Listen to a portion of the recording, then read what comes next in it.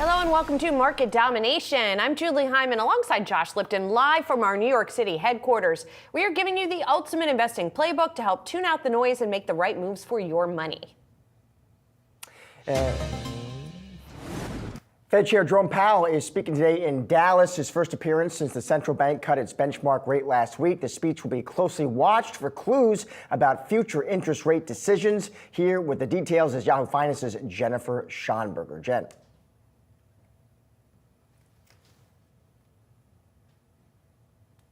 Can Jen hear us? Jen, can you hear us? Fed Chair Jay Powell says the central bank does not need to lower interest rates quickly due to the economy's strength, and that the Fed will be watching carefully to make sure inflation stays within an acceptable range. Speaking in Dallas, Texas, in prepared remarks, the Fed chair will say, quote, "The economy is not sending any signals that we need to be in a hurry to lower rates. The strength we are currently seeing in the economy gives us the ability to approach our decisions carefully." Powell reiterated that the path for monetary policy will depend on the incoming data.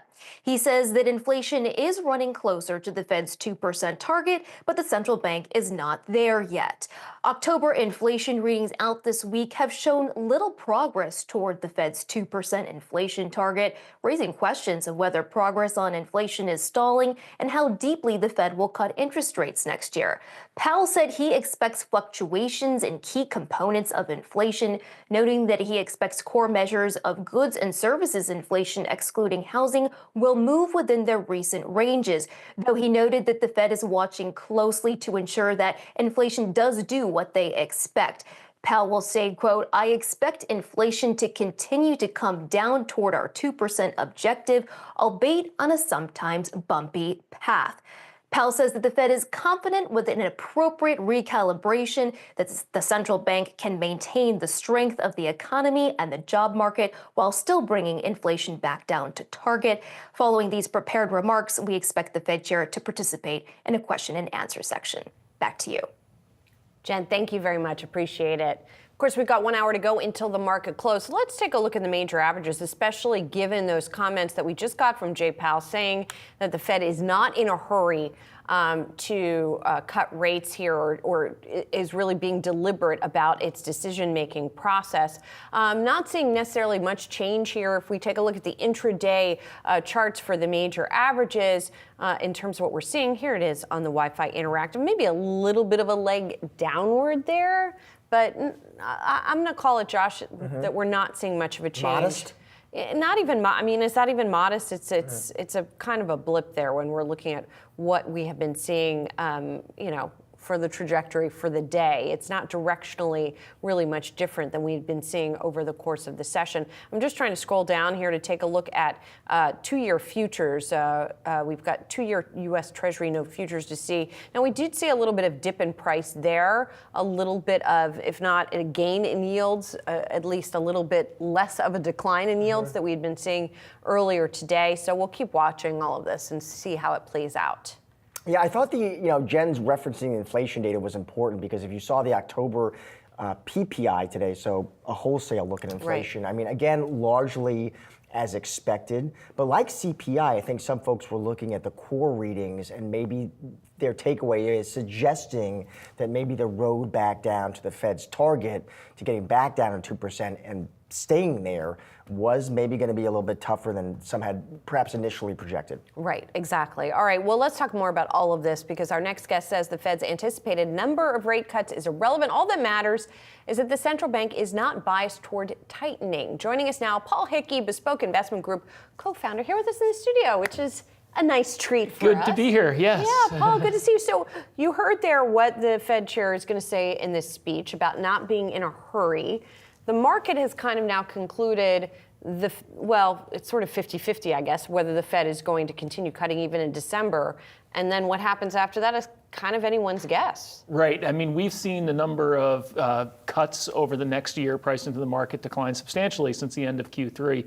It was from about 6 to 3. So we've had about 3 cuts come out. Powell's comments will be interesting, to hear what the reaction from President-elect Trump will be, just because we know he's no stranger to criticizing or commenting about Fed policy. So it'll be interesting to see what happens there. But again, to the point, The number of cuts is basically irrelevant, all else equal, I think, because the Fed is now at the back of the market rather than pushing against the market. So, what you've seen is, when the Fed started to pivot, stocks started to do better. And not just the Fed, we have central banks all around the world easing. So if we take over the last 3 months central bank actions, whether they hiked or cut, we've seen a net of 46 interest rate cuts over the last 3 months, which is, we only saw levels that low or lower coming out of COVID and coming out of the financial crisis. So overall, it's not just the Fed that's biased towards easing, it's central banks around the world. And I think that's don't fight the Fed, don't fight central banks. So you're basically saying, worldwide. Paul, as long as they're not biased toward tightening, that's the issue. Right. I think that's the way to look at it here. We're going to, if the pace of cuts slows, it's because the economy's holding up well. So I think that's what you have to keep in mind as an investor. What is the risk of the reignition of inflation, though? Yeah. So I mean, that's always something to think of and be cognizant of. At this point, inflation is coming down. It's not coming down as fast as some people would like it to come down, but it is moving in the right direction. And I think what you have to consider too is China is we're seeing outright deflation in producer prices there. We're seeing very weak inflation there, and China is the factory of the world, so that's going to keep lower pressure. And the European economy is doing not very good right now. So when you have these economies around, that's why central banks all around the world are easing, because those economies are doing much poorer. And so that's going to help keep a lid on inflation.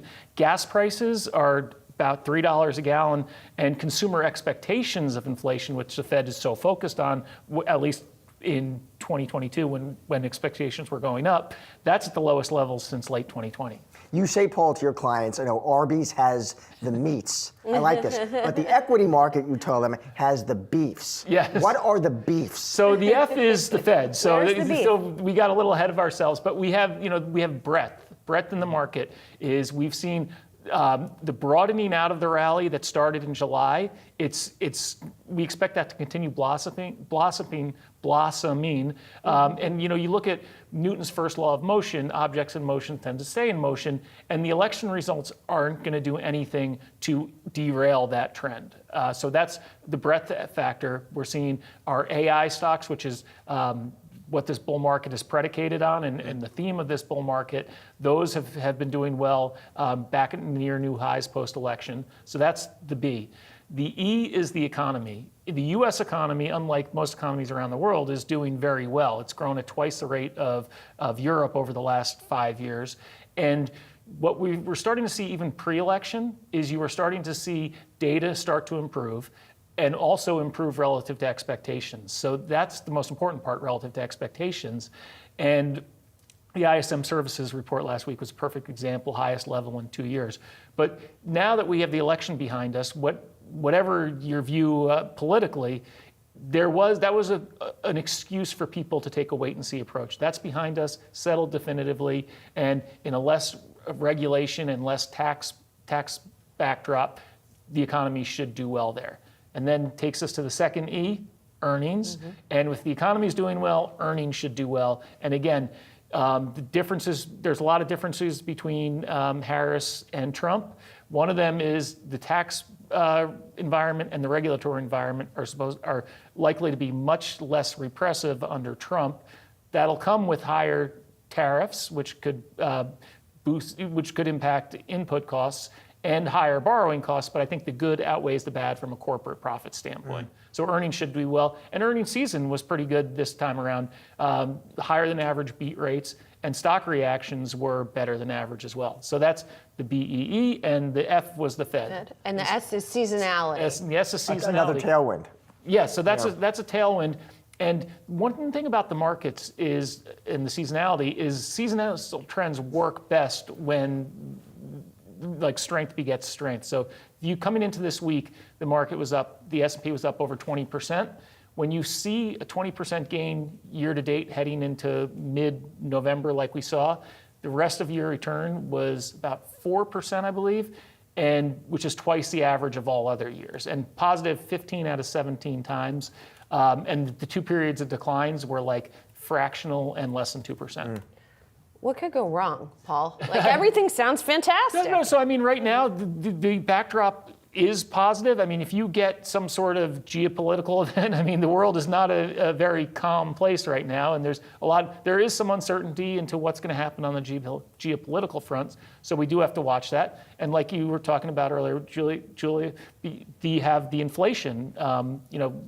If inflation does start to flare up, that's something we have to be concerned about. Let me say this, just to switch gears with the little time we have left. Bitcoin, I know you have thoughts there too, and I want to hear them. Yeah, so Bitcoin has had an enormous post-election run, and this is not for the faint of heart at all. But when you see the types of returns that Bitcoin has had in the short term, some of its strongest forward returns come after that. So which is funny because it's like smack for momentum traders. You sent us a chart which shows it as overbought. If you look at the momentum indicator of the 50-day moving average, right. Like it is on the right side of the screen there. It's way up in the dark red, which means overbought. Most assets, when they get up there, they revert. That's what you would expect, a reversion to the mean. But Bitcoin historically has been the ultimate momentum trade. So strength begets strength, and weakness begets weakness. And so again, it's not for the faint of heart, but that's just something. It's very on top of mind right now as it's hitting record highs. What changes that though? Because eventually, yes, strength does beget more strength. But we know that it also has these like huge whipsaw cycles. So when does that tend to happen? What's the signal that it's not going to keep going? If I knew, I wouldn't be telling you. All right, fair enough. Paul, great to see you and have you on set. Appreciate it. All right, thanks for having me. Thanks, Paul. Awesome.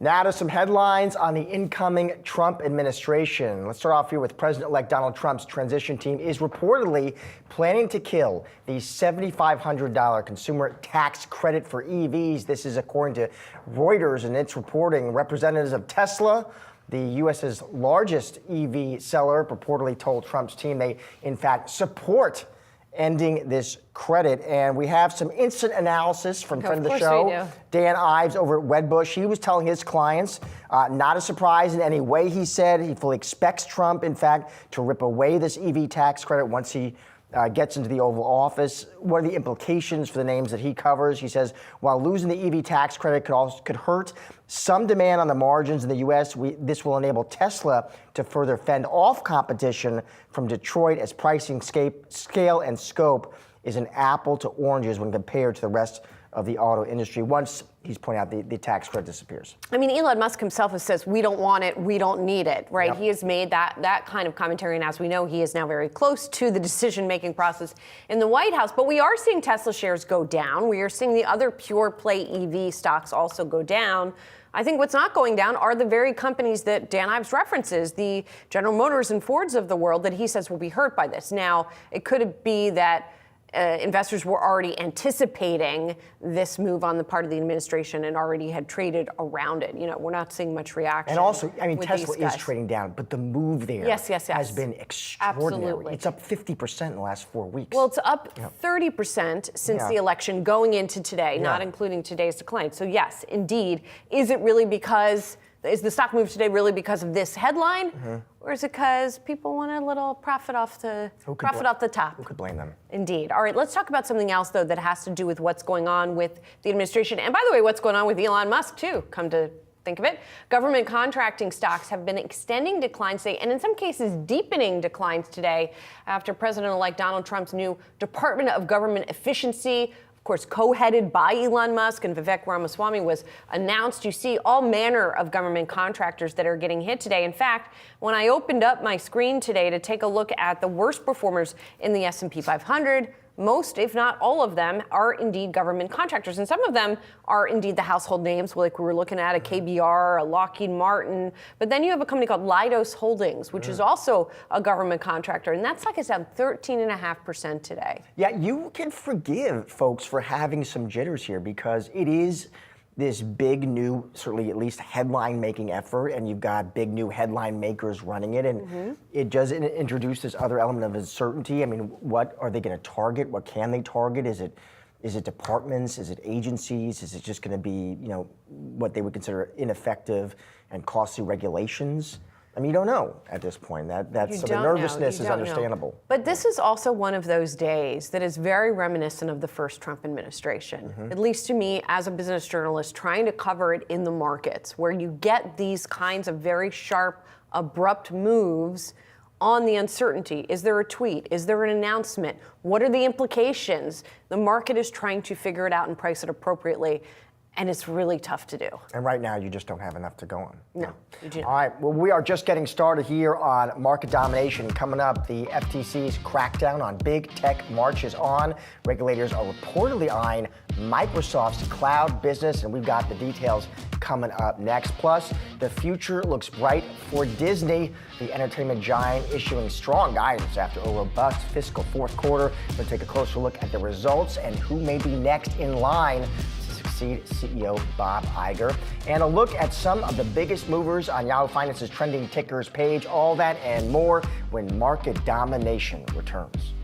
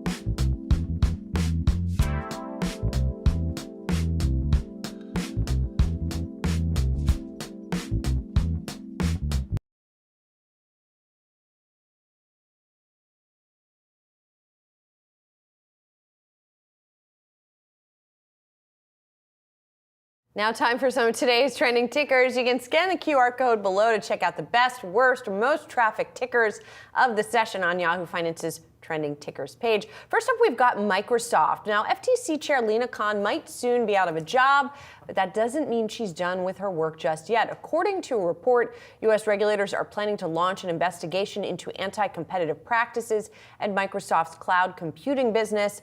The FTC is examining allegations that the software giant is potentially abusing its market power by imposing punitive licensing terms to prevent customers from moving their data from its Azure cloud service to other competitive platforms. All of this according to the Financial Times. So, I don't know how this works, if the FTC can start and complete an investigation before the turn in administrations, or if that continues. Because you would assume a pretty big turnover in personnel coming up shortly. One would think that, yes. I mean, there's first of all, you think about this. What's interesting, of course, Microsoft, one of the big cloud giants out there, along with Amazon and Google. This would be targeting. I mean, if you're a Microsoft investor, you are very focused on this business. This is a business you care a lot about. Yes. So that is why it makes a lot of headlines, gets a lot of attention. I do think you mentioned Lina Khan as well, which is also such an interesting part of this story, because I think people are trying to parse out, Julie, what Lina Khan's future is, because there are people in this administration, and by people I mean including J.D. Vance, who had very nice things to say about Lina Khan, right? So it'll be interesting. Of course, there are economic advisors to Trump, informal and formal. I think Kevin Haas and Jay Clayton and Howard Lutnick, who are much more market-friendly group of guys. But it is an interesting just sort of thread in this story to think about. Well, and Microsoft shares are not moving very much, because even if, say, the FTC forced the company to get rid of some of these practices, it might be difficult to see that they're, Azure. Also, you always assume if you're an investor, don't you? It's a multi-year journey, right? I'm a grandfather, potentially. But is this a smaller situation? I don't know. This seems to me like this administration has done things like made it easier for people to cancel subscriptions, for example, right? If a flight gets canceled, you get an automatic refund. That wasn't FTC, that was the DOT, but still, you get an automatic refund. You don't have to go through all the layers. This sort of, in a way, even though it's the business side, seems sort of in keeping with that. But I don't know if the process is, to your point, as lengthy as it would be for some of that other wait stuff. And see, and wait and see what a shift in the White House means in terms of personnel in these cases, but we'll keep an eye on it. All right, next up, Super Microcomputer. That stock taking a tumble today. Look at that, down about 12% after it told regulators it will need to delay a key SEC filing. This is just the latest piece of bad news for the chip maker. In late October, remember, Super Micro revealed in an SEC filing that its accounting firm, Ernst & Young, had resigned over financial reporting concerns, and that news was on the top of reports of a possible investigation by the DOJ. Supermicro faces a potential delisting from the Nasdaq if it fails to return to compliance with its financial reporting, Julie. The path that this stock has been on this year has been incredible. I was looking at at one point, you talked about it like a true AI darling. So here it is, there it is year to date. Now that first little surge upward is a 318% surge from the first of the year through March 13th. Since then, it has fallen by 84%. So, the thrill of victory, the agony of defeat, like the old Wide World of Sports used to say, that is all captured in that one chart. There's been short selling reports from Hindenburg Research, all of these delays that are happening for the company. And it seems like there's a lot of, in the air today, a lot of selling first and not waiting to get that more information. Yeah, and we've talked to analysts too. Just speaking to that chart and the clobbering it's taken, how at least some financial analysts who know the space, the names have come on and say they think that pain is potentially Michael Dell's gain. Is what they're saying. Exactly. And then finally, let's look at ASML. The Dutch company behind advanced chip-making machines reaffirmed its long-term revenue outlook, betting on an artificial intelligence-driven boom in semiconductor demand. And that announcement was made at the company's Investor Day. It's trying to reassure investors after its order intake significantly missed analyst estimates in the third quarter.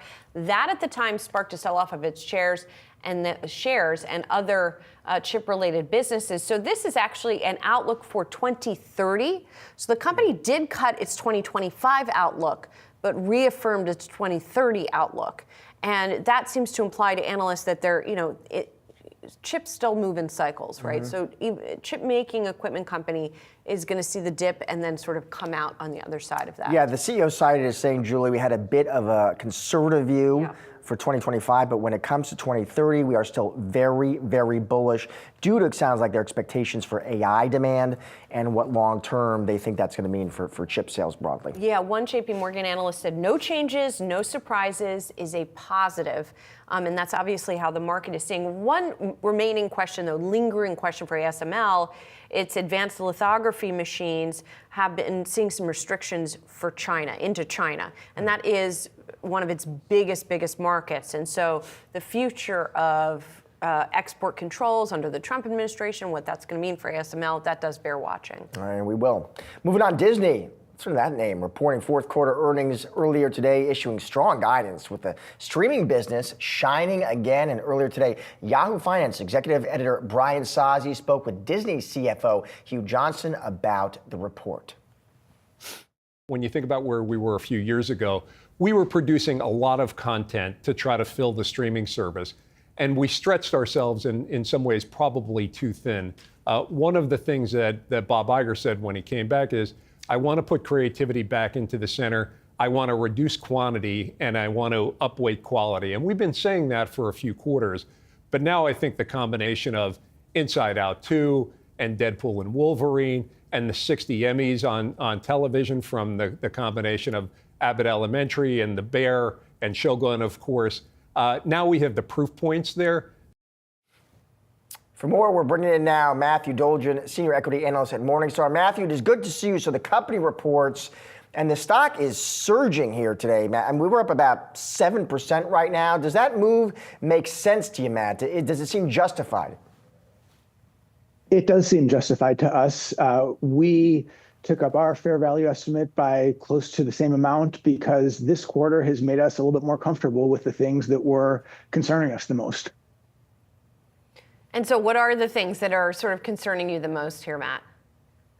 Well, from a long-term perspective, the future of linear and how that would transition to streaming was our biggest concern because linear, traditional legacy television, has made up such a big part of this business, and that remains a poor business, but streaming has taken the ball and run with it, and it not only is continuing with the strong revenue growth, but the ability to move towards profitability and look like that can be a big driver and make up for what was lost in linear and what will continue to be lost in linear is the biggest thing. And then on a nearer term basis, it was good to see the experiences segment look like it bounced back from a rougher third quarter and provide a little bit more optimism for 2025 and beyond.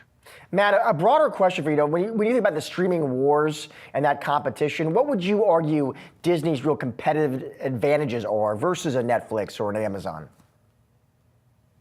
Well, a couple of the biggest things, and not necessarily versus Netflix, which we think is in a class by itself, but the depth and level of content that it has, and also, and this is part of it, the scale that it has gotten both in the US and internationally puts it ahead of most of its other competitors. So certainly we don't think anyone is with Netflix, but we would say that Disney certainly is in the next class, and whether Amazon is there or not, we would certainly put Disney ahead of the other traditional media companies. And although we think that it too will benefit as streaming evolves a little bit more, we think it's in a pretty good position where whether it partners or bundles with other streaming providers or not, it should have some durability to its business. Well, Matt, one of the things I was trying to figure out as I was looking at the numbers, the subscriber number was huge and a lot better. If I was looking at the correct comps, it was a little bit muddy this time around. It was a lot better than people expected. How did they make those big gains? Well, Disney has been bundling a little bit more, so we don't know how much of this is through wholesale as more charter subscribers, for example, take on its service. It also, although it wasn't in this quarter with Deadpool and Wolverine, but the prior one had Inside Out 2. So as it has really headline-making content that comes to it, that should drive subscribers also. Matt, there is the argument that with the second Trump administration, we could see a friendlier regulatory backdrop, friendlier regulatory environment. What, if anything, do you think that could mean for Disney and Bob Iger? Well, Bob Iger was asked that question directly during today's earnings call, and he basically said that Disney isn't looking to and doesn't need to acquire anyone else, isn't looking to divest. Now, whether Disney itself could become a target to us would be the question. It's certainly not something we're expecting. Whether a big tech company thought that it wanted to kick the tires on Disney, that probably would have a lot more possibility of getting through now than it would have had under the current administration. But from Disney's perspective, as far as what it would be looking to do itself, we're thinking not too much based on even a less tough regulatory environment. Let's talk sports too, Matt. The ESPN flagship product coming next year. As a financial analyst, walk us through how you're thinking about that. Well, the biggest thing that I've considered is what the give and the take is. So whether bigger uptake on that ESPN flagship streaming service will accelerate the decline in really pay TV subscriptions throughout the industry. So we haven't in our model expected a very big bump. And of course, it's late in fiscal 2025 that ESPN flagship will come online, and then 2026 will be the first full year. We haven't put in a big bump for that because just like we were thinking with the joint venture that was going to come out with Warner Bros. Discovery and Fox, we're concerned that any upside you get might take away from linear. So we don't see it as necessarily a huge driver of future growth, more so as a mitigator of the decline in linear. Matt, thanks a lot. Appreciate it. Thanks for having me. Coming up, Trump's election win could complicate the central bank's rate path. We'll discuss why next.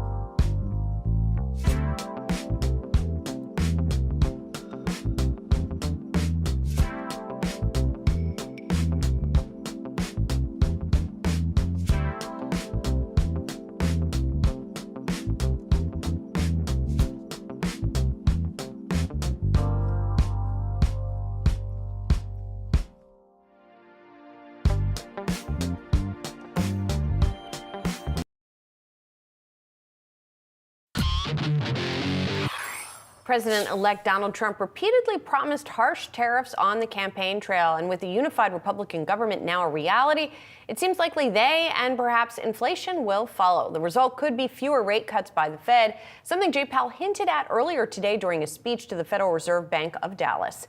Powell saying, quote, "The economy is not sending any signals that we need to be in a hurry to lower rates. The strength we're currently seeing in the economy gives us the ability to approach our decisions carefully." Joining us now, David Steve Nomura, chief economist for developed markets. And Powell's comments there specifically, not even alluding necessarily to the fiscal policy that may be coming down the pike, but just sort of the current status of the economy. You guys were just out with a note, and you said maybe we could see one cut next year. Yeah, so we think that the election of Trump and the likely imposition of tariffs really is a game changer for Fed policy in 2025. We still expect the Fed to cut in December, although I think there is some question as to whether it will follow through on that. And we expect then a cut in March, and then we think that's going to be it for 2025. And that's really due to the fact, one, that we are already seeing a decent amount of strength in the economy, and then two, that we think that the tariffs are likely to add an inflationary impulse that hits by the middle of 2025 and forces the Fed to not cut as much. But David, when you try to model this out, what's your base case of what tariffs? What do you actually think comes? I mean, is it something? Does the policies match the rhetoric? I guess is what I'm trying to ask. You know, by and large, we think they do. This is Trump's second term, and we think he moved quite slowly on tariffs in his first term, focused on other priorities at first, but it was a real centerpiece of his campaign, and already talk about bringing Bob Lighthizer back in some role, others who are certainly in the pro-tariff camp. And we think he's going to hit the ground running, very much like he said. Yeah, just to play devil's advocate, we've had other strategists come on the show, and they take. I'll give you their argument, which they say they actually are telling their clients they think the policies, and we're all taking our best guess here, right? But they think the policies will be more moderate and orthodox than the rhetoric. Because I guess their point was purely from a position of self-interest. I mean, Trump wants to succeed, and therefore he's going to want to maintain some level of just market and economic stability to do so. Well, I think that there's a question between or a difference between what I would say the quote-unquote mainstream economists believe and what our view is, which is in line with that, and what I believe Donald Trump's view is. And what Trump's view is what really matters. Trump has surrounded himself with economists who have a different view about the efficacy of tariffs and I think the longer run impacts, the benefits of them. And given that this is who he's surrounding himself with, I think we would. But aren't there, David? There are other guys too. I mean, it's Jay Clayton's there, Kevin Hassett, Howard Lutnick. These are advisors, formal and informal. I mean, those are market-friendly guys. These are market-friendly guys, and there's a lot of very market-friendly policies that we think Trump is going to come out with. A full renewal of his tax cuts. Of course, that would also, compared to letting them expire, be somewhat inflationary. Deregulation. So it's not as though we think he's going to come in and do a bunch of stuff that really detracts from the economy all in. But the tariffs are something we really do believe he's going to do, and I think that it's the USTR more than the Treasury, more than other areas that really are the linchpin for putting these into place. If he picks Bob Lighthizer or someone similar to him, we think he's going to move ahead with this, and I think it would be a mistake to not take him at his word on this. There are also some economists who have said, okay, so maybe the tariffs go into place, but it's a one-time effect, and then it's used as a negotiating tactic to achieve whatever ends the administration wants to achieve, and therefore it would not factor in as much into inflation, into the Fed's calculus of inflation. Well, I think it's hard to argue that it wouldn't, if we have the effect right, that it wouldn't enter into inflation in the second half, so to speak, or in the by the second half of next year. But I think that the question is, how should the Fed react? Even if it's a one-time move up in prices, I still think the Fed will have to react to that. This is a post-COVID, post-2021 world. Transitory inflation had not entered the lexicon prior to COVID during Trump's first term when he put those tariffs into place. And I think the risk is very much like what happened with the post-COVID inflation, that if the Fed does not react to what could be a one-time move in the price level. Then you start to get these second round effects where wages start to go up, et cetera, and you could lose control and have a situation akin to 2021, 2022 again. So does that then also set up the Federal Reserve, if it's not going to cut as much, does it set up a battle between Powell and Trump, right? A battle that Powell has made very clear he does not want. He is very clear that the Fed's sticking to its mission. But is that something that would perhaps be a result and cause then some, the markets to be unsettled, for example? It wouldn't shock me at all if there's a lot of harsh rhetoric coming from Trump and others in the administration towards the Fed. I mean, there was in Trump's first term, and I think this would only be that much worse. I doubt that Powell will really engage in that sort of rhetoric. I think that Powell would simply say, hey, here's what the inflation data show. We're reacting to the inflation data and go from there. But yes, I think that a much more contentious relationship could easily develop. The one other thing I want to ask you about is the U.S. debt position, because there have been all of these estimates that the deficit will go much higher under Trump if he does indeed enact all these policies we've been talking about. We've been talking about the deficits in the U.S. as an issue for many, many years now. It hasn't been a problem for the market, for the economy necessarily. What would change that? Well, the tariffs are going to collect a decent amount of money, right, and that money ultimately will go to the Treasury. So somewhat surprisingly, maybe, it would seem that we actually think that the deficit will be a little bit lower in 2025 and 2026 than it otherwise would have been.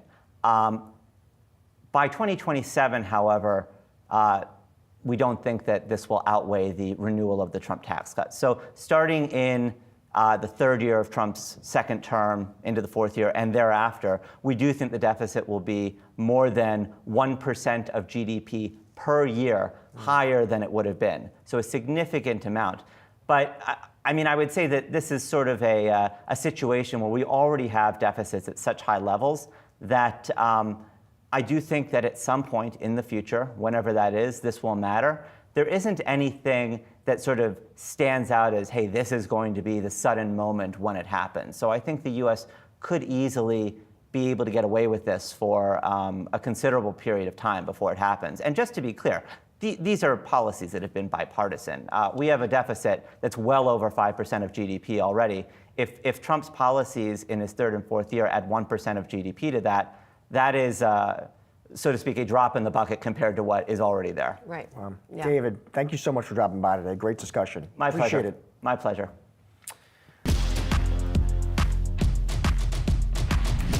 All right, now, time for some calls of the day. Let's check out shares of Hims and Hers. They are getting hit and hit hard. That is after a double downgrade from Bank of America Securities, the firm citing pending competition from Amazon amid the e-commerce giant's push into telehealth. And that was the story here. I mean, obviously, listen, in the red, this was actually a record drop here. This comes after Amazon said it's launching competing telehealth offering for its Prime members. This, Julie, apparently a pay-per-visit telehealth service via One Medical, clinical visit, treatment plan, free medication delivery, and you can see shares reacting. Yeah, it's so men's hair loss, erectile dysfunction, eyelash growth, motion sickness, and anti-aging skincare treatment. That is what One Medical is going to be getting into via its parent company, Amazon. Bank of America saying that Hims and Hers gets 80% of its gross margins from hair loss and erectile dysfunction, and it thinks that Amazon is going to price these medications at a discount to where Hims and Hers is offering them, and therefore is going to take that volume away from that company. And so hence the downgrade to underperform today in the wake of, I mean, the stock was already falling, and then Bank of America came out with this commentary. I saw, by the way, just quickly, the team at Citi, they weighed in as well, saying, given Amazon is offering much more compelling prices than Hims on most treatments, we do think this is a threat to Hims' core offering, and apparently plenty of investors agree. Yeah, that price target cut was quite something, from 18 to 18 from 32. Coming up, AI's insatiable appetite for power has big tech scrambling for new energy sources. We'll have more on how Bitcoin fits into that equation next on Market Domination.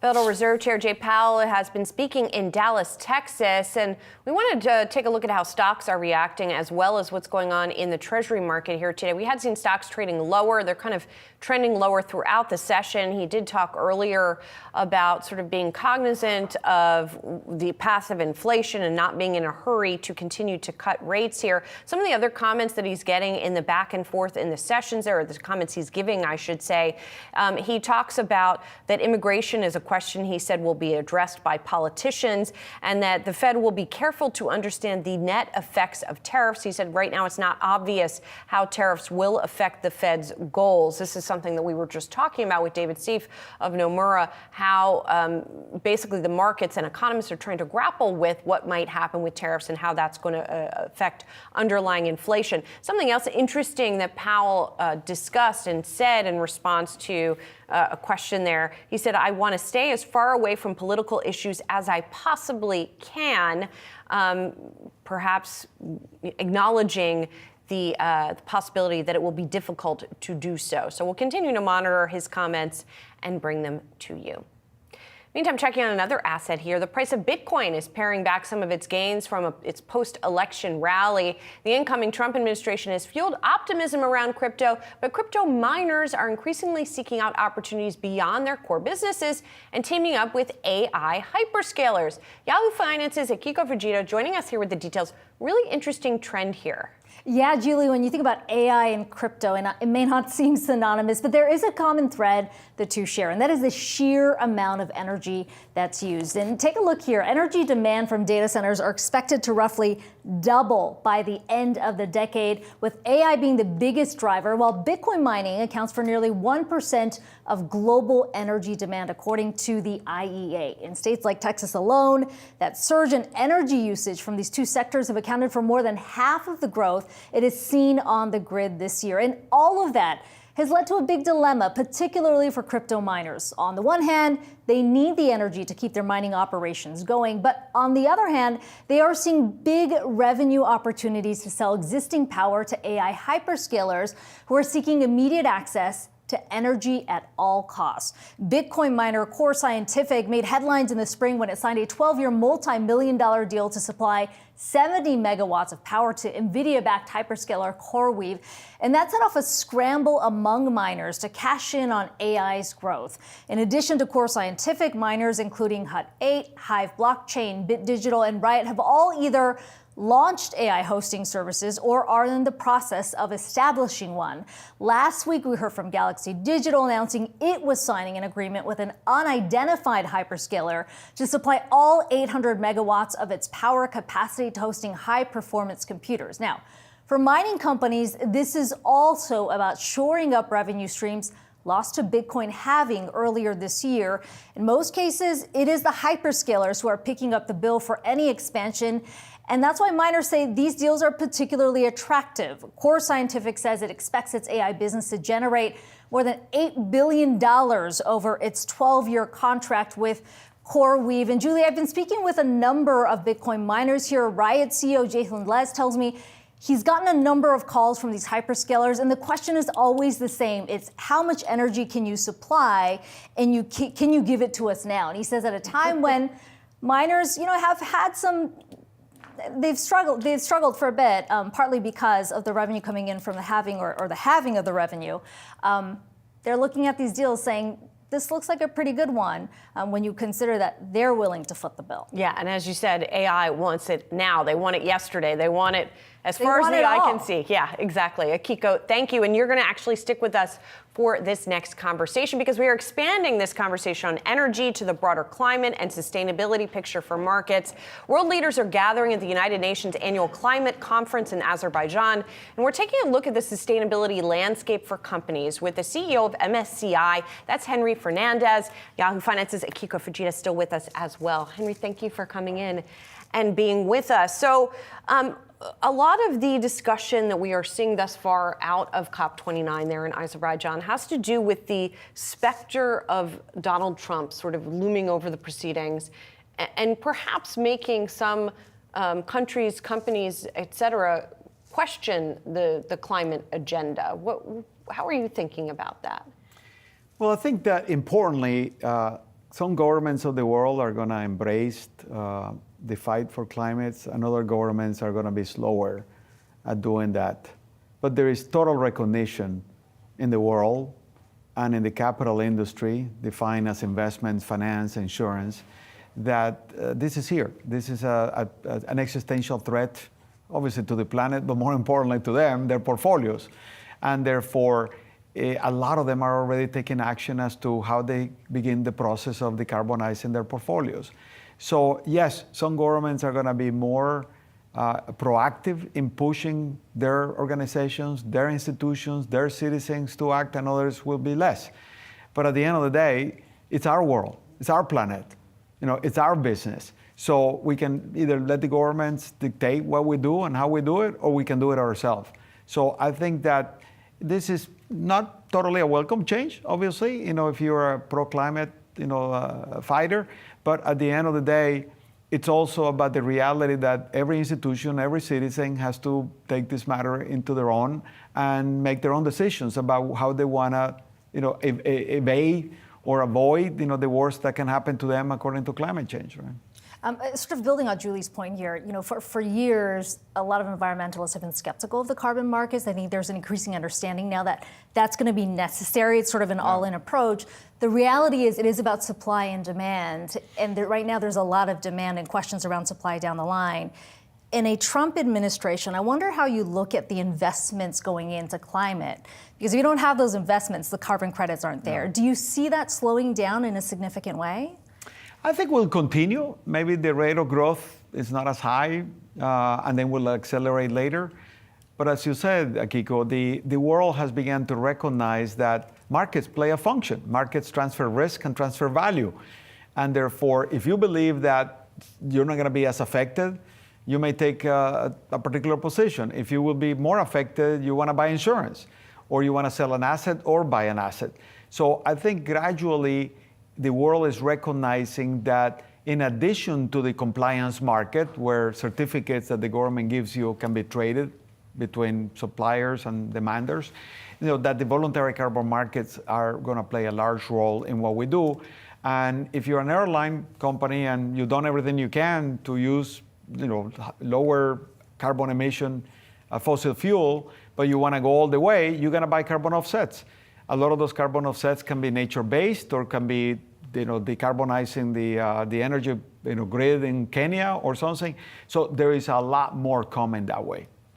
One of the other recent developments, recent just today, there was a report that the Federal Reserve is not going to support the Basel-related requirements for banks to be more transparent about their climate measures and goals. As someone whose company helps measure those climate measures and goals, what do you think of that? And what we're hearing from policy and what we're hearing from companies, I'm curious if there is a divide. In other words, are your clients still very motivated on this front, regardless of what's happening on the regulation level? Well, the first thing to recognize is that issues like climate change are political, because they determine the allocation of capital in a society. And some people say, no, we want to apply more capital to extracting oil and gas. Some other people are saying, no, we should be less. We should be putting more capital into renewable energies. Those are choices of society, not only the private sector in that society. So therefore, you're gonna find this issue is political. And therefore, some people are gonna say, I don't want to get in the middle of that politics. I don't want to get in the middle of that controversy. But what we're finding in our client base is that there is a large number of institutions, whether are banks or insurance companies or asset owners like pension funds and the like, that they said, it's okay, the government can tell me what to do or not to do, but I gotta do what I have to do in order to make sure I'm not holding the bag in stranded assets, in lower price assets, higher cost of capital assets, as the world reprices and reallocates capital according to climate change. So I think that train left the station. I mean, it will slow down, if certain countries do not push it, but it will speed up in other countries. Henry, thank you so much for being here. We've got to leave it there, but please come back soon and let's talk more about this. Thanks for having me. Thank you. MSCI CEO Henry Fernandez and our Akiko Fujita. Thank you. Well, we want to take a check on shares of vaccine makers, Pfizer, Novavax, Moderna, among others. We are seeing a sharp leg downward, and this is on a political report that President-elect Trump is expected to nominate Robert F. Kennedy Jr. to be Secretary of Health and Human Services. He is well known as an anti-vaccine activist. He did run for president, of course, in the 2024 race as well. In the report, Politico also said Trump could pick someone else. It's not a done deal. There have been a lot of questions about what role RFK Jr. could take in this administration. But as we have seen throughout the day, investors are selling first and waiting for details later. Stay tuned here. We've got the closing bell on Wall Street coming next.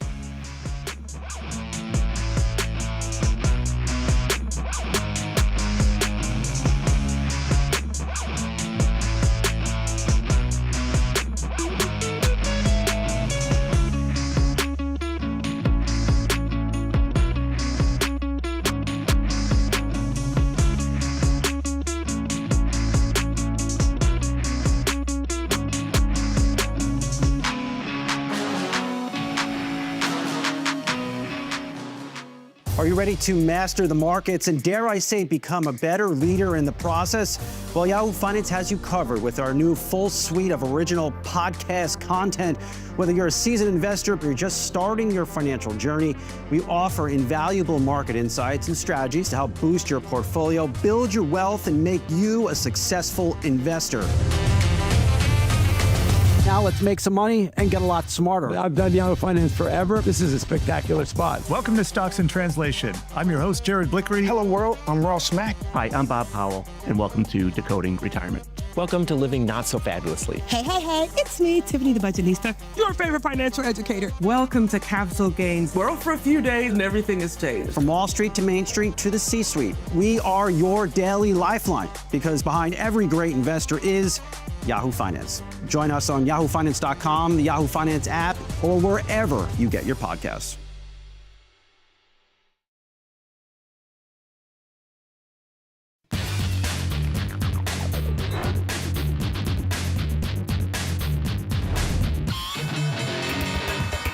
There's the closing bell on Wall Street, and now it is market domination overtime. We're joined by Jared Blickery to get you up to speed on the action from today's session. Let's start with where the major averages ended the day. A dip here to end the day and sort of fading into the end of the day. We did hear from Fed Chair Jay Powell, who sort of raising more questions about what is happening with the future path of interest rate policy. He is speaking in Dallas, Texas. He talked about not being in a hurry in order and sort of weighing the different factors as to whether the Fed is going to continue to cut rates into next year. We've got the Dow off by 208 points or so, about 0.5%. If you look now at the sort of what's happened since the election, we of course had the surge and then sort of this drift sideways to slightly lower in the days, the last few sessions here. The S&P 500 also down today, closing at the lows of the session, down 0.6%, and the Nasdaq Composite down 0.2%. The Russell 2000, which we've been watching very closely as of late, really taking things worse than the rest of the market today. If rates are going to stay higher for longer, that perhaps is not good news for the small caps in particular. Jared, I know that you are also digging through here. Tell us what you're watching. Yes, I like how you're relating this to the entire rally in stocks that we've had since the election. Really puts things in context here. You can look at the VIX. Here, VIX is up to VIX is up 0.11 points today. Practically nothing, still has a 14 handle. Over the last 10 days, you can see the huge drop here, which was commensurate with the rise in stocks, and we are camping out by the lows already. So the VIX not broadcasting fear in the market, and hit a wrong button there. Let's get to some heat maps where we see the only sector in the green today was energy. That was up 43 basis points. To the downside, the worst off was industrials, down 1.7%, followed by healthcare, consumer discretionary, all those down by 1%. And let's take a look at our leaders as well. Only green is TAN. That's a solar ETF. That's been red, by the way, since the election in a big way. Home builders and bets. To the downside, ARC Innovation, that was down 3.5%. Looks like ITA, that was down 3% as well. XBI, so home builders, defense, aerospace, those kinds of things under a little pressure today. And let's check out the Nasdaq 100 as well. The mega caps, arguably a defensive move. Sometimes on down days you see money go into defensive areas like staples. Well, it's happened with the mega caps as well. Maybe that's an explanation. Apple up 1.3% or so. Tesla, though, down 5%, almost 6%. And let's check out those ARC Innovation components. We see Tesla there, Shopify down 5%. And then if I sort by performance, you can see some greater losses to the downside. DNA down 15%, for instance. Let's also check in quickly on China.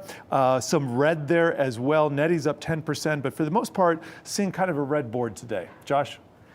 Jared, thank you. Another day of declines on Wall Street. Fed Chair Jerome Powell signaling some caution about the future of rate cuts, saying the central bank isn't in a hurry. And joining us now is Mike Dixon, Horizon Investments Head of Research Quantitative Strategies. Mike, it's good to see you. So, let's start there, Mike. Jay Powell, our Fed chief, making comments this afternoon saying, listen, the Fed doesn't need to be in a hurry to cut. Your take, your reaction to that, Mike.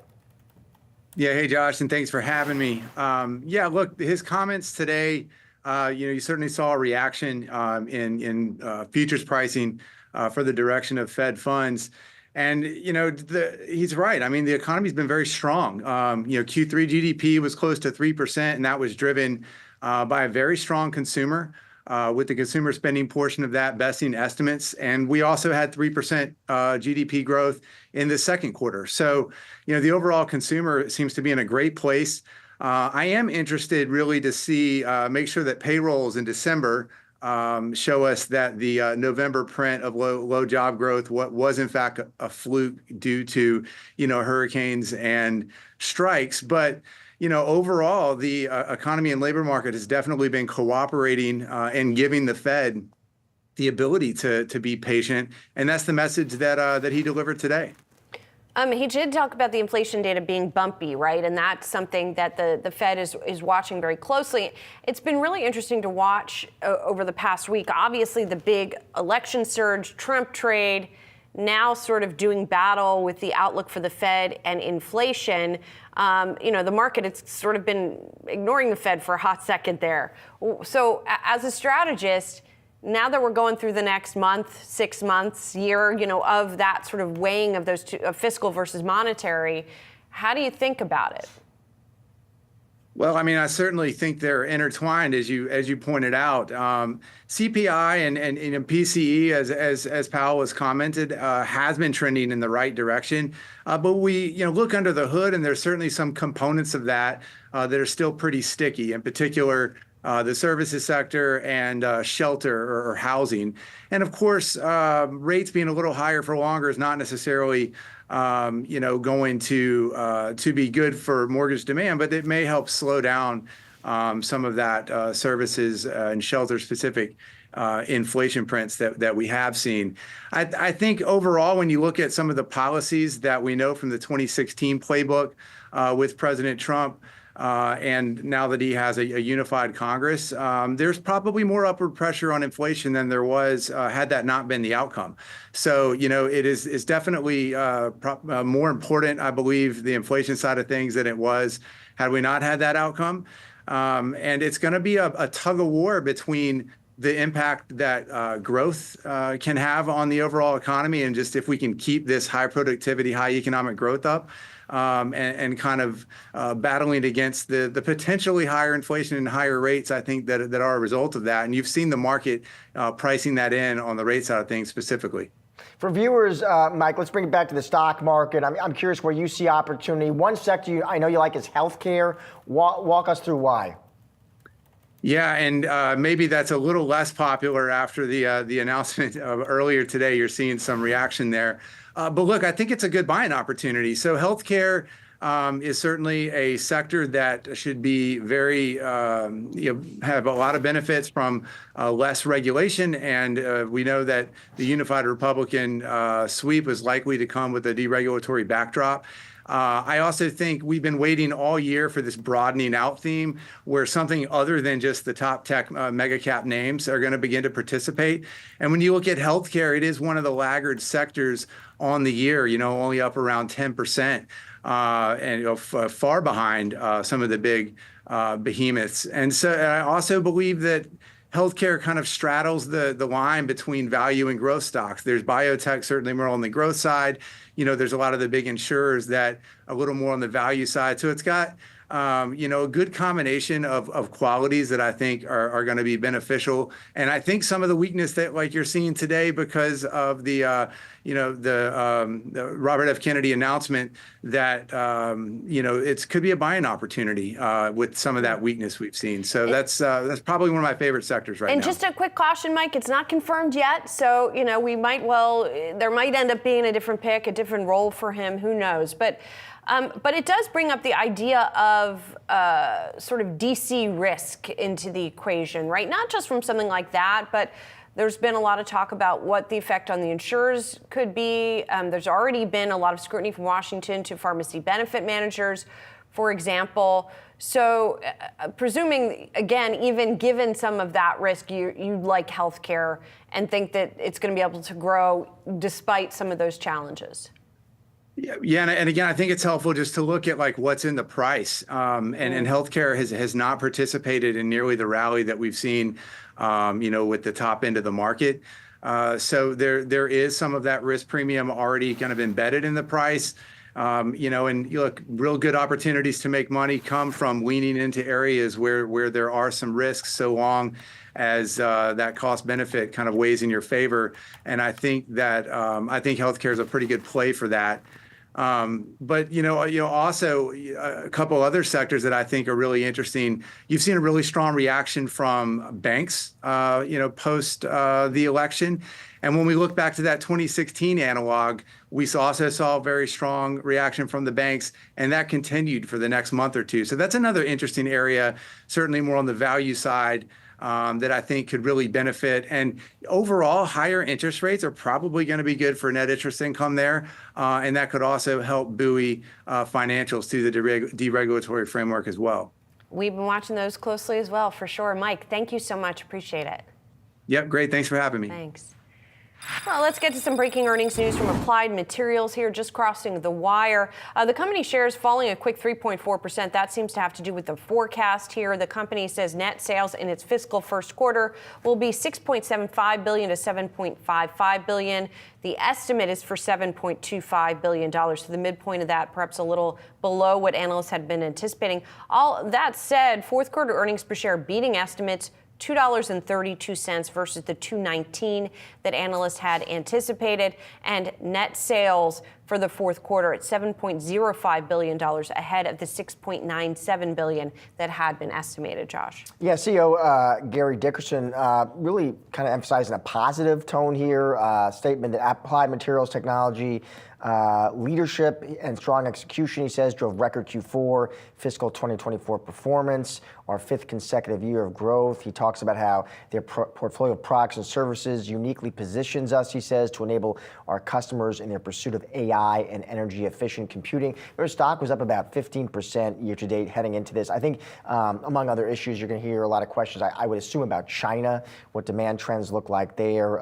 The companies previously said they expected China as a percentage of revenue to kind of normalize around that 30% level. Potential new restrictions will probably come up on the call, I would assume, Julie. Impacts the election here.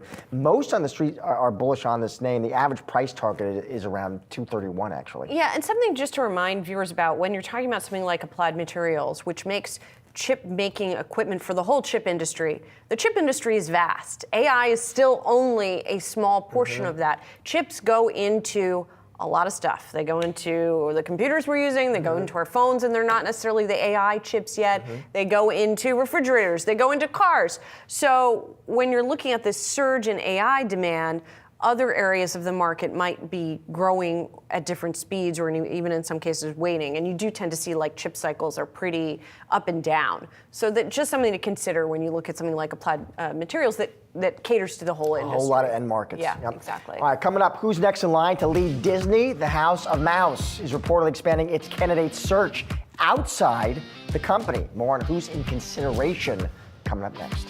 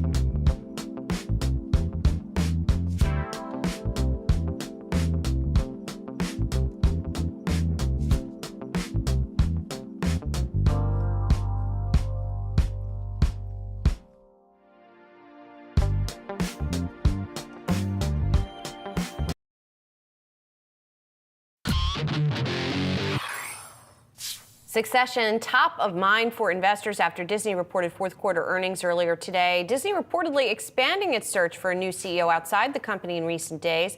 That's the topic our next guest has been focusing on. Joining us now, Robbie Whelan, reporter at the Wall Street Journal. So, interestingly enough, Robbie, there wasn't a lot of discussion about succession today on the call. What do you think is the sort of urgency level at this point? I think the urgency level has gone down. They announced a couple weeks ago that they're going to wait until the first quarter or early 2026 to name their top candidate for the next CEO of the company. That's a lot later than a lot of people expected. I think that most of the community who sort of pays attention to this thought that next year was when we would hear a name of a successor. But what that means is that James Gorman, the newly named chairman of the board, is going to take his time and really do what he thinks is the right process rather than the fastest process. Robbie, in terms of outside candidates, EA's Andrew Wilson, you write about this, is a name that seems to bubble up. Explain the relationship there, which is interesting. Yeah, Andrew Wilson has a pretty long-standing relationship with the company. He's known Bob Iger for a pretty long time, number of years. The two men have spoken frequently over the years. The first major kind of encounter between the two men and the two companies was in 2018 when Andrew Wilson interviewed for the job of head of ESPN, a job that eventually went to Jimmy Pitaro, who is also in the mix as a potential CEO succession candidate. And Wilson, for whatever reason, didn't get that job, and he ended up going and leading EA for a few years. And then this relationship bubbled up again during the leadership of Bob Chapek when he was CEO between 2020 and the end of 2022. And Wilson actually, at that point, what I'm told is that Wilson wanted Disney to buy EA, sort of merge it with ESPN under a structure that we don't know a ton about, but it could have been a potential ESPN spinoff combined with EA. And he was interested in leading that combined company. So that also didn't work out. Bob Chapek left.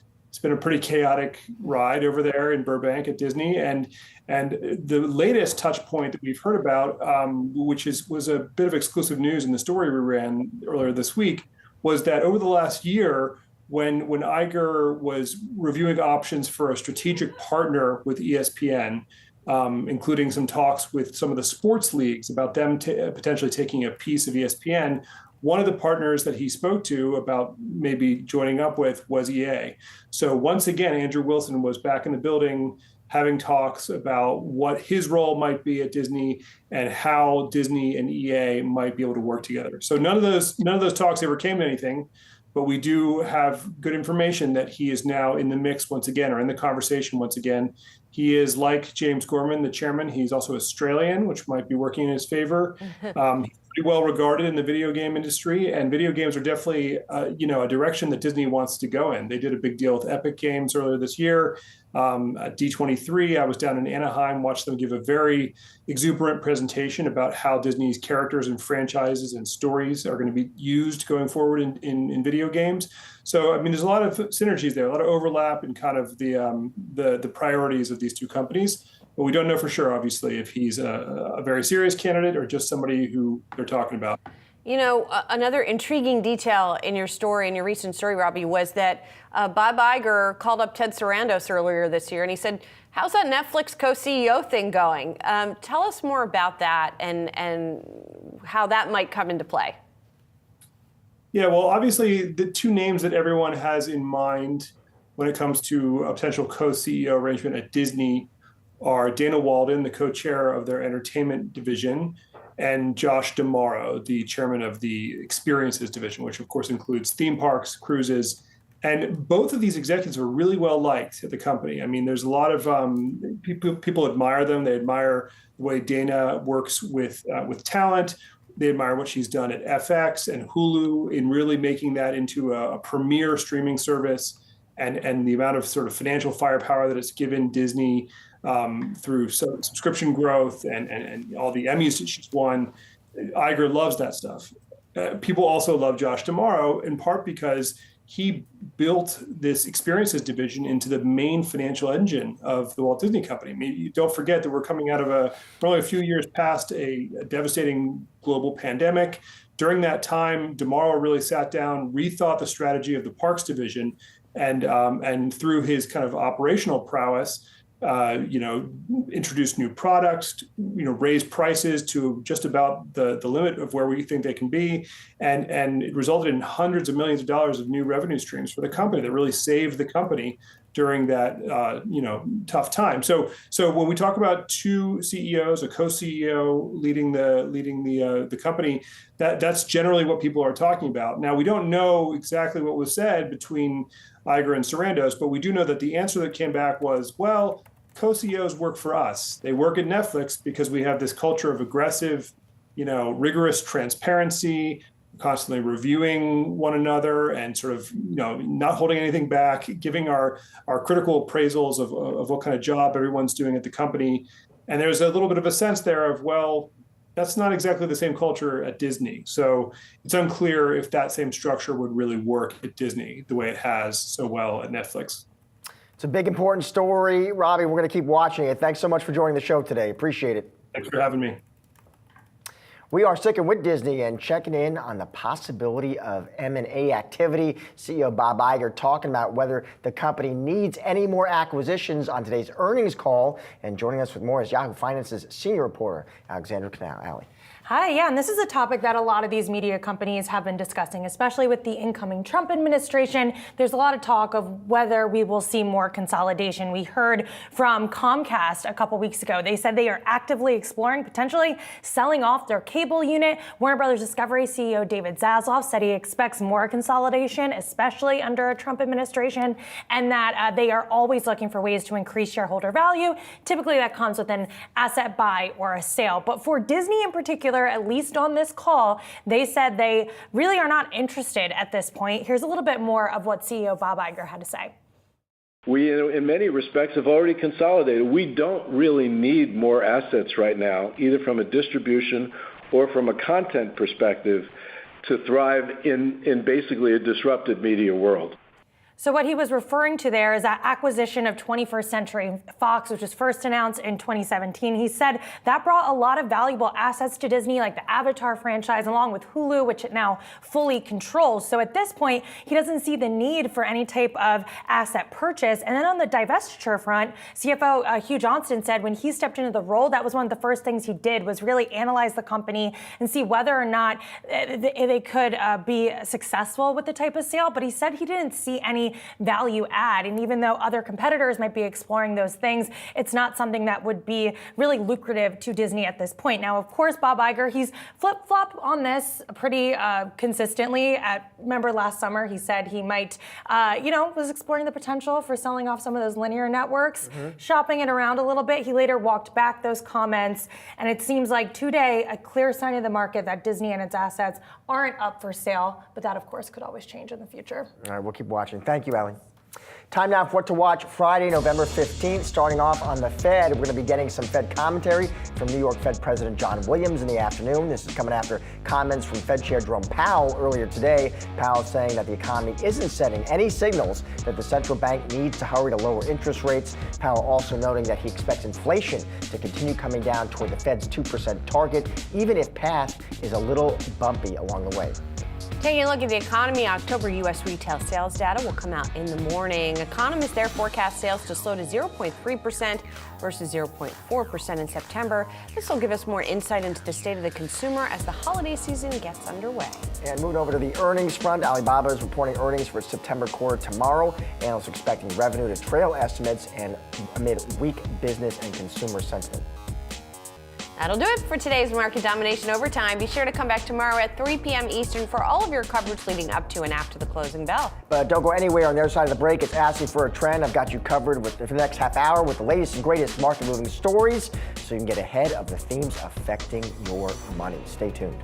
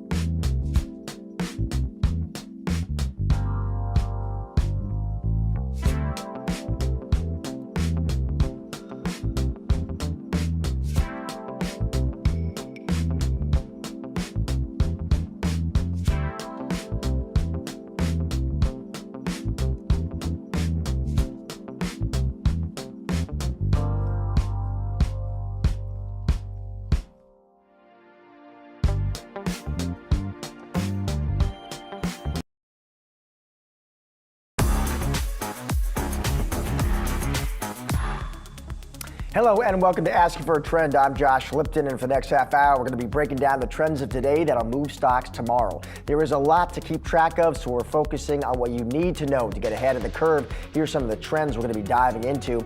The S&P 500 and the Nasdaq seeing their worst day since October as the post-election rally stalls out. Bitcoin well off the highs of the day after eclipsing $90,000. Our chart of the day takes a look at how much further the cryptocurrency could run here. Plus, hawkish. President-elect Trump's cabinet appointees put several firm China critics in key foreign policy positions, potentially ushering in a more hard-line approach toward Beijing. More on what that policy shift could mean for U.S.-China relations. That's coming up next. And into the ring, Netflix hosting its first major live boxing match on Friday, taking a big swing into live sports. We're going to discuss with the host of Yahoo Finance Sports Report, Joe Pompliano. That's later in the hour. Well, U.S. President-elect Donald Trump is building out his cabinet picks. Trump signaling a tough stance on China with his hawkish nominees. For more on what this does mean for the U.S. and China, let's get to Heyman Capital Management founder and CIO Kyle Bass. Kyle, it's great to see you and have you on the show. Maybe Kyle, just start bigger picture here. I'm curious to get your take. When you look at Trump's picks for top government jobs, Kyle, and just sticking to the areas that you know so well, defense, foreign policy, what do you make of what you've heard so far, Kyle? Good, bad, something in between? I think it's, first of all, we'll start at Secretary of State. Marco Rubio is one of the best picks that President Trump has made so far. I think when you look at Rubio's record in the Senate, you look at his long history of authoring and sponsoring bills that combat not only China, but our adversaries. And if you look at the DNI's annual threat assessment to Congress for the last 5 years, you see that the number one threat to the United States national security has been China every year, followed by Russia, followed by Iran, followed by North Korea and others. Marco Rubio and his staff, I think on foreign policy, about as good as it gets. And then you have, Walz as national security advisor, and defense. I've not met the Secretary of Defense in the past, Hegseth, but I've looked at his service history, and he's got a pretty strong service history. Again, I don't have a familiarity with him personally, and Ratcliffe for CIA. Again, is about as good as it gets. Don't ask me about any other appointments so far. All right, we'll stick to just those, Kyle. Let me ask you, though, so against that backdrop, when you try to look at how now the U.S.-China relationship evolves, Kyle, from here, how do you think it changes? How does it compare and contrast to Biden? Look, Biden didn't do a terrible job. I think that, look, I equate this time in history back to the 1930s, where you had, how could you counter Hitler? And I mean that in a way where, is Xi Jinping Hitler? No. Is Xi Jinping a madman? And has he told us since 2017 that his goal is global primacy at any cost? Has he told us 5 or 6 times directly to our leadership that he will take Taiwan by force if necessary?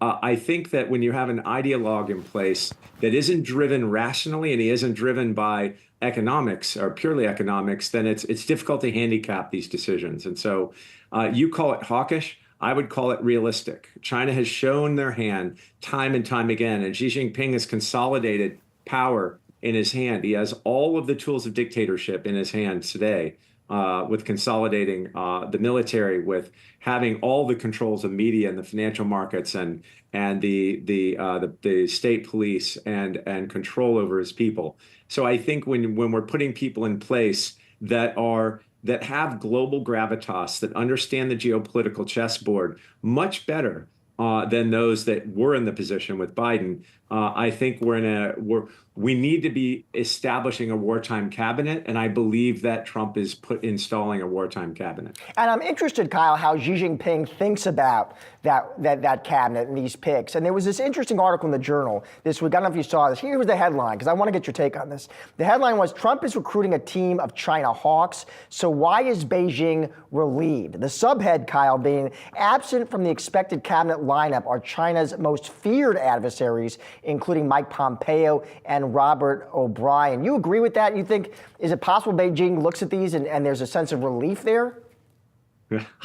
I'm going to tell you, I know Secretary Pompeo pretty well. and I know Rubio's team pretty well, and they're essentially interchangeable. I think that, do you think Beijing is really going to give their true feelings to a Wall Street Journal reporter? I doubt it. I think that everything coming out of China is measured, and it's measured by Xi Jinping himself. As you know, he severed all macro and micro level data feeds to the West in March of 2023.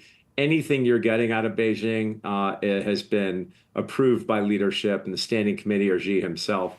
I can tell you this, that Marco Rubio does not give Xi Jinping any comfort, and nor should he. The United States does not share any common values with that of China. The fact that the pundits say, oh, we have to be integrated with them. There's $500-600 billion worth of trade each year, and we're too economically intertwined to be at war with one another or at odds with one another is just a fallacy. And that was the fallacy that proved true in the last couple of world wars. So, I hate to sound like this is inevitable, but I can tell you that Xi Jinping has said it is his life's goal for the reunification of the, quote, the great Chinese race.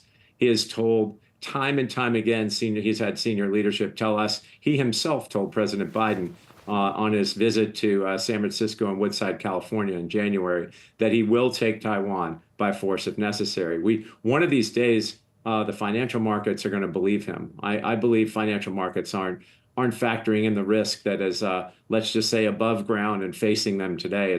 It's not going to be a surprise when it happens if you go back and read what Xi Jinping's been saying for the last 5 years. Kyle, I'm also curious, as an investor, tariffs, how do you see that playing out, Kyle? Because we had very smart economists and strategists come on the show. They're all trying to game it out. I have had some strategists come on recently, Kyle, and say, listen, they ultimately think, they're telling their clients, they think Trump's policies will actually be more moderate, more orthodox in the rhetoric on the campaign trail. But when you try to think through this as an investor, what do you think? What's your base case for tariffs? Yeah, look, first of all, if you remember the Biden-Harris administration, they basically campaigned on the fact that the first thing they'll do is cancel Trump's 301 tariffs on aluminum and steel. Note they're still in place. So, Josh, when you have a state actor like China that can act uneconomically in order to put some of your businesses out of business, if China wants to use slave labor or low-cost labor and basically subsidize electricity for Chinese aluminum production in an effort to get U.S. aluminum producers to put them out of business. As you know, you need a capacity utilization number north of 80% just to break even. And so if you can underprice aluminum or steel or any other commodity long enough, you can actually put U.S. business out of business. Imagine if we had to rely on the Chinese government for our strategic aluminum or strategic steel or anything else geostrategic, like today, synthetic graphite. We rely 100% on China's finishing. Rare earth metals, we rely 97% on China's processing. That's China's game. So when you think about tariffs, if they are strategic tariffs at China specifically on very specific items, they're going to work, and they should work. And those have to be implemented. When you hear a 10% across the board tariff on imports or a border adjustment tax, I think those things raise, if you look at the amount of cross-border trade or imports that we've got, that'll raise about $300 billion, about $3.2 trillion worth of imports we've got. So if you look at our budget deficit, and it's scheduled to be somewhere around $1.4 trillion, $1.3 trillion, and you can raise $300 billion there. You can have Musk and Vivek come into the government and look to slash some of the government, let's just say, fat in the bureaucracy. Maybe they can come up with another $400 or $500 billion. They say they can come up with more than $1 trillion. So, Josh, when you think about fiscal rectitude and you think about defense from a national security perspective on certain tariffs, they're absolutely necessary. Those people that say that tariffs are just a blunt force tool and they don't work, they need to go back and look at the 301 tariffs on steel and aluminum. By the way, the tariffs we put on aluminum weren't enough. The Chinese were able to come in and underprice us on aluminum, and now we've got a strategic problem there. We must keep our basic national security in place on some of the building blocks of our economy and not allow that to move overseas to one of our mortal adversaries. So I think tariffs are necessary. Do I think 60% tariffs against China are coming? I think it's a great starting place and negotiating tool. If you were to do that math on Apple and you were to look at how much of Apple's product is assembled in China and you were to do the 60% math, it'll actually erase all of Apple's profitability. That probably won't happen. But I think that it is also going to force some supply chain rethinking. I know a lot of supply chain rethinking's gone on. More supply chain thinking must go on. Kyle, I had so much more to ask you. I didn't even get to Russia. I had Iran, but we'll save that for next time. Thank you for joining the show, Kyle. Appreciate it. Pleasure, Josh. Stocks closing the day lower as the post-election rally stalls further. Yahoo Finance's Josh Schaefer joining us now with the trading day takeaways. Josh. Yeah, Josh, stocks sliding today, and really it seemed like that move happened on some Fed speak, so I want to start there. Fed Chair Jerome Powell saying the Fed doesn't need to be in a hurry to lower rates. So when we take a look at the market action, Powell's speech being released right at 3 p.m., and that's really when you saw markets take their direction for the day. So markets had started to maybe even drift a little bit higher. 3 p.m., looking at all three of the major indexes here, that's when markets started to move lower, right? Specifically in the Russell 2002 interest rate sensitive sector, fully down. And so what happened there, Josh, was essentially Powell saying in that speech, while the economy remains solid, they feel good about economic growth. That's part of the reason they feel like they can maybe hold rates steady.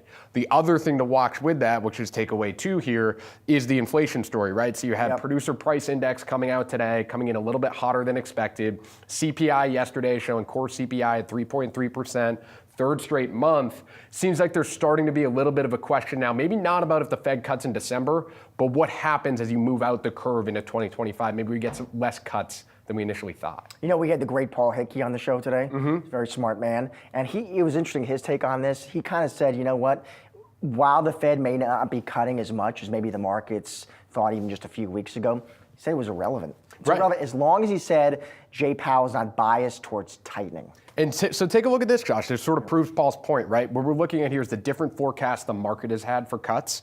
So this would be the least aggressive, right? This is our current rate. We've moved all the way up over the last month and a half. About 80 basis points of cuts in market pricing have been taken out. What's happened over the last month and a half in the stock market? Stocks have gone up, right? So the market has accepted this well, the take being because we're getting good economic growth. If it becomes just an inflation story and we're not cutting because of inflation is stickier than we thought and economic growth starts to deteriorate a little bit, maybe a weak jobs report or two, that's when people think maybe you get a little bit of a sell-off. But for now, market has accepted that move. And I think that was kind of Paul's point too. Like as long as the economy keeps, in his opinion, as long as the economy and the data keeps coming better than expected, you have this resilient, decent growth. That's what he's focused on. A final one for you, Josh. More Trump trades today. So what I want to take a look at here, government contractor stocks. This is off of the Department of Government Efficiency. Of course, Mr. Musk apparently planning on cutting back on a lot of the government spending. Well, the companies that get paid by the government saw their stocks all move down about 6 or 7%. Interesting move within this, Josh, was Lockheed Martin not falling as much. Perhaps maybe a little bit of a bet on we won't take away from defense spending. They'll take away from spending in other areas. And a final one I want to add on here is it happened just right near the close. If we can take a look at healthcare stocks quick. Interesting. So Robert F. Kennedy Jr. being named part of, or going to be heading the healthcare department in the U.S. Take a look at vaccine stocks. Novavax falling 7%. Moderna, I believe, was also off almost 6%. So we're entering that era again where when Donald Trump makes an announcement, stocks are going to move off of it. Right. Yeah. He actually did confirm. Did do it. He did confirm it. He confirmed it after the close on X. Big job for Mr. Kennedy. Yes. Big agency. Thank you, Josh. Moving on. Coming up, Netflix is taking a big swing into live sports, hosting its first major live boxing match Friday. We're going to discuss with the host of Yahoo Finance Sports Report, Joe Pompliano. It's coming up next.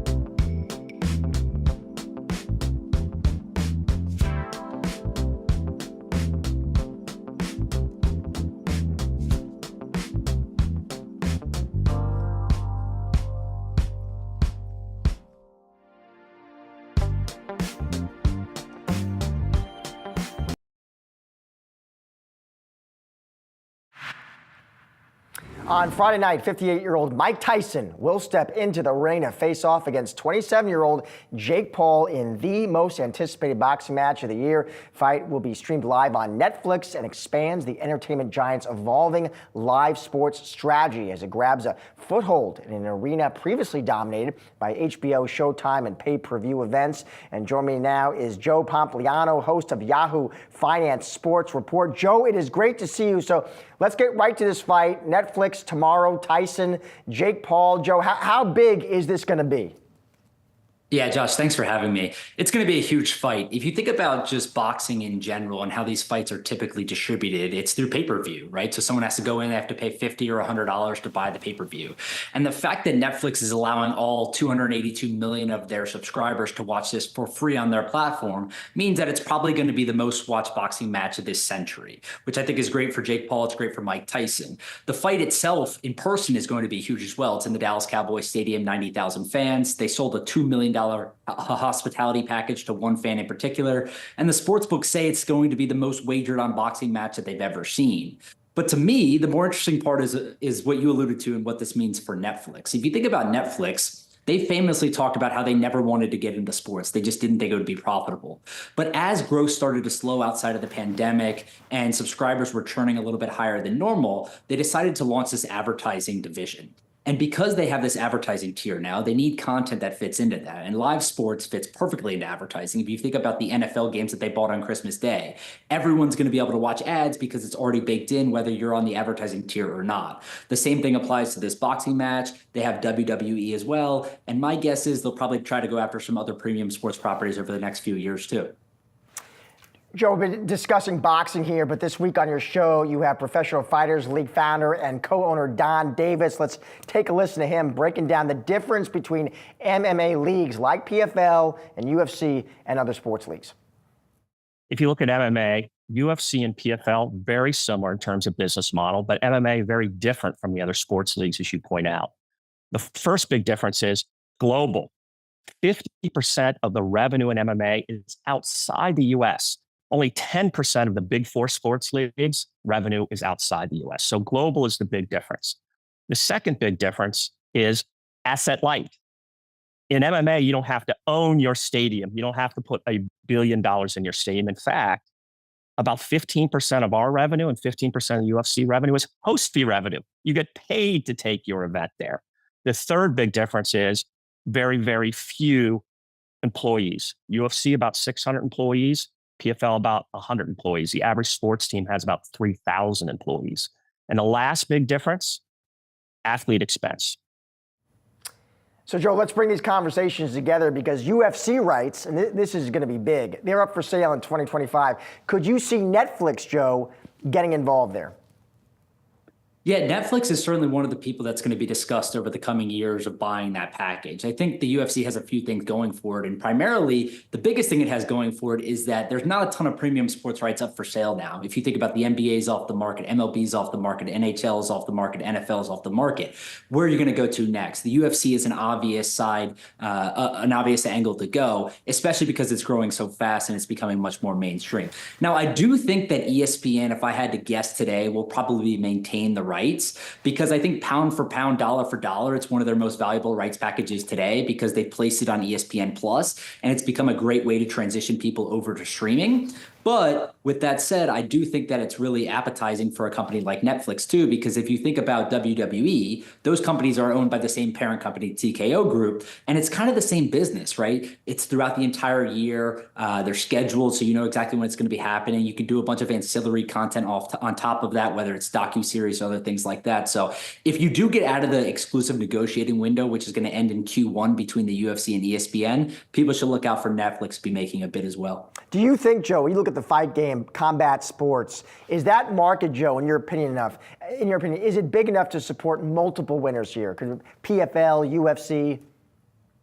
I think so. I mean, if you think about the PFL, we've already seen some of the top fighters in the UFC test free agency now. And as that becomes a more popular avenue to finding out how much money you can make on the open market, people like the PFL are going to benefit. Now, does this consolidate into one player long term? Maybe. But we saw someone like Francis Ngannou leave the UFC to go to the PFL because it was a more economically advantaging deal to him, so he could go box and do things like that. The UFC's in a great spot, but they have a lot of rules because of that don't allow their athletes to do certain things. The PFL is trying to take advantage of that by allowing those athletes to do the things they want to do. Joe, always great to see you and have you on the show. And of course, a new episode of Yahoo Finance Sports Report drops today, 5 p.m. Eastern, across all podcast platforms. New episodes available every Thursday. And coming up is our chart of the day. More Asking for a Trend right on the other side.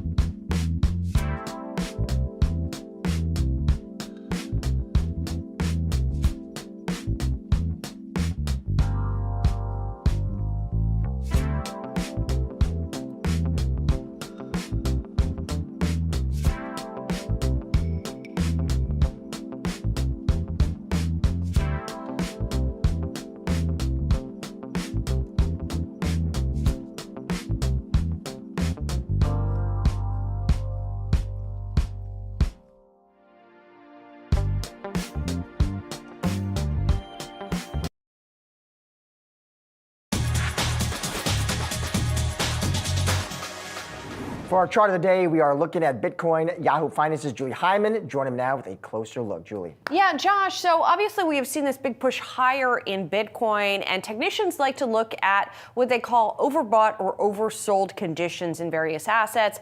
This particular look is based on the 50-day moving average for Bitcoin, and pretty self-explanatory here. When it is in these various areas, extremely overbought is these red areas, and then it goes all the way down to extremely oversold. Now, what happens is with Bitcoin in particular, most assets, they get up to extremely overbought and the asset comes back down, or extremely oversold and it comes back up, it reverts. That is sort of the classic way it behaves.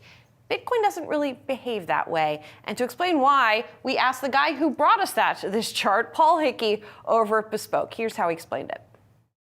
that's what you would expect, a reversion to the mean. But Bitcoin historically has been the ultimate momentum trade. So strength begets strength, and weakness begets weakness. And so again, it's not for the faint of heart, but that's just something. It's very on top of mind right now as it's hitting record highs.